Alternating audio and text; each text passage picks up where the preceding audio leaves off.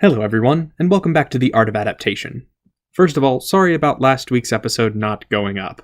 I got really sick and lost my voice, so sadly I'm not going to get to the Power Rangers and their terrible Christmas specials anytime soon. Instead, since it's the last week before Christmas, I thought we should talk about A Christmas Carol, because it might be the most frequently adapted work of all time. Only Journey to the West is even really in the same league. Basically, if you pick a medium, Christmas Carol has been adapted to it probably more than once.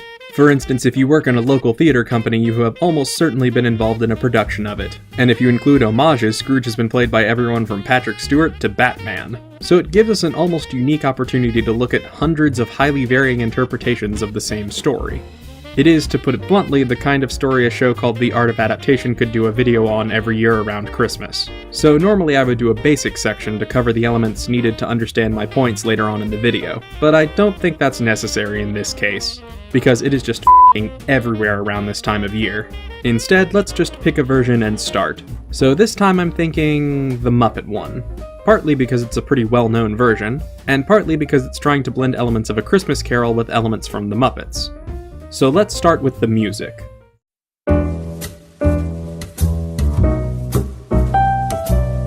So the Muppet version of Christmas Carol is one of the musical ones. A pretty common form for it to take, and it's easy to see why. For one thing, with Christmas serving as both a setting and a central element, music, one of the main ways of celebrating Christmas for several centuries, is bound to work its way in. Christmas Carol also has elements of magical realism that lend themselves well to a musical format. I also think the structure of the story makes it easy to chop it up into songs, so when you throw in an IP like the Muppets, making it a musical is almost a foregone conclusion. But just because something is a good idea doesn't mean there aren't problems to overcome. For one thing, since Scrooge is the main character, he needs a song introducing him. Well, he doesn't need one, but it is expected. But writing a song for a pre-Epiphany Scrooge is not an easy thing. After all, frivolities like music have no place in Scrooge's life at the start of our story. The Muppet Christmas Carol has a very Muppety way around this.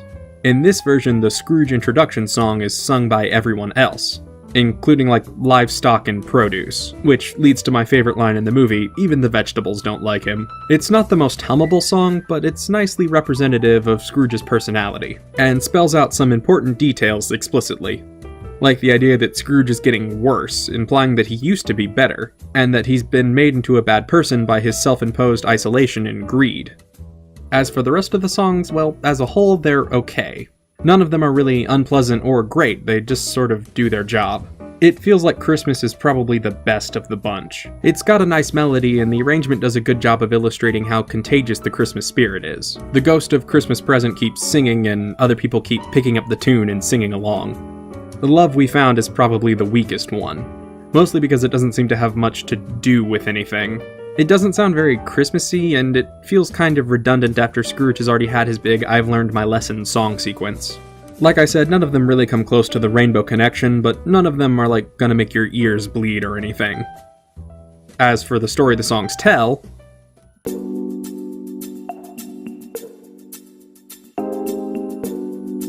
so the main issue with doing an adaptation of A Christmas Carol is length. Originally, the novel was published in a serial format, but even if it wasn't, the novel is one of the longest formats available to tell a story. And, well, Charles Dickens was paid by the word. So if you're gonna collapse it down to an hour-and-a-half long musical, you're gonna need to make some cuts. For the most part, the cuts the Muppet version makes seem to mostly have been done for this reason. And for the most part, they're fine. As an example, the Ghost of Christmas Present has been simplified. He's only really there to show Scrooge what he's missing. Personally, I'm not a huge fan of this, as my reading is that Scrooge really starts to learn his lesson with this ghost. And the loss of things like ignorance and want kind of weaken the build-up to Scrooge's eventual metamorphosis. It's not really a deal-breaker because the heavier elements can come during the potential future we see, but like I said, my personal taste is for us to see that the present has problems Scrooge could be working to fix. A bigger problem are the cuts involving Fred. Fred is Scrooge's last living relative and his inverted reflection. Their relationship before and after really help illustrate how much better Scrooge's life is going to be now that he's a good person. And it gives him some closure on the matter of Belle and the loss of his sister. where his decision to help the Cratchit family is the eventual resolution to Scrooge's moral growth, his decision to reach out to Fred is the resolution of his personal growth.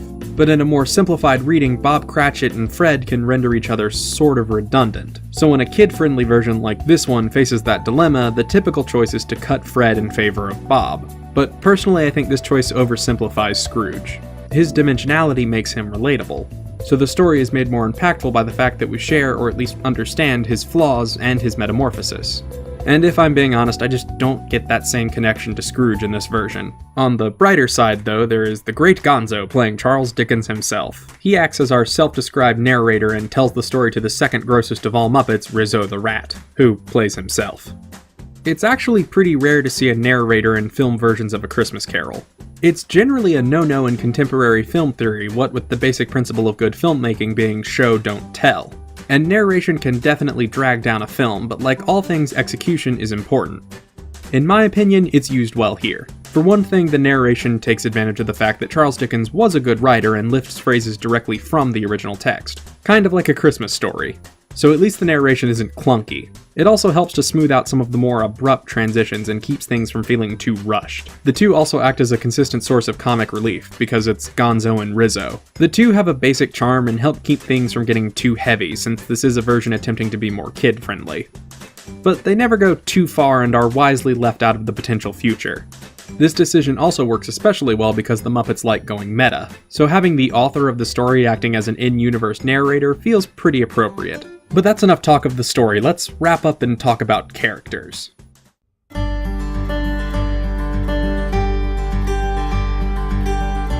So when doing these hybrid adaptations, one of the most important decisions is trying to figure out who will play whom. The Muppet version of Christmas Carol does this really well.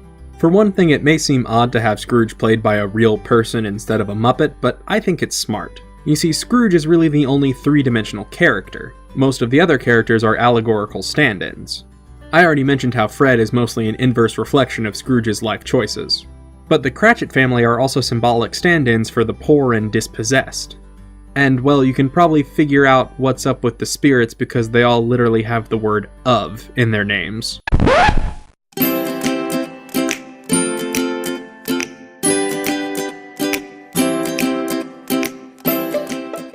Michael Caine's Scrooge is pretty basic, maybe a little too simplistic for his own good, but he's perfectly serviceable.